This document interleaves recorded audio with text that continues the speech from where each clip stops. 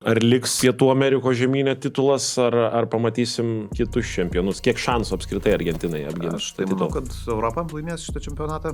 Argentina... Kad Argentina nelaimės 100%. Jie nėra geresnė negu buvo prieš 4 metus. Ir tada nebuvo gera.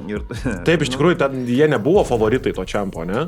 Ne, Ir finalas irgi ten, apie save pats kalba. Finaliai žaidė gerai šiaip. O Brazilai toks irgi neblogai, bet, sakykim taip, tikrai negeriau negu Prancūzijai, Anglijai, taip pačiai Vokietijai ar Portugalijai. Argentina tai aš netikiu visiškai. Messi prieš 4 metus jau buvo momentų žaidėjas, ar ne? Tai vat mano ir buvo klausimas, žinai, tai koks jo vaidmuo momentų žaidėjas, tik tai tiek, kad kaip tų momentų būdavo kažkada 100 per sezoną pasiimdavo. O manot, panaši rolė ir Ronaldo bus? Nu vis tiek startė žais žmogus.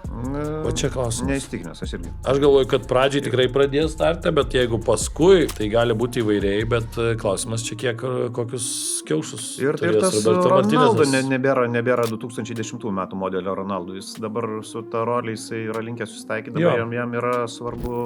Aš manau, kad būtent jam yra svarbiausia titulas. Nes jeigu tu nori būti gautas, Messi tą turi, o tu neturi. Vienintelis dalykas, kurio trūksta.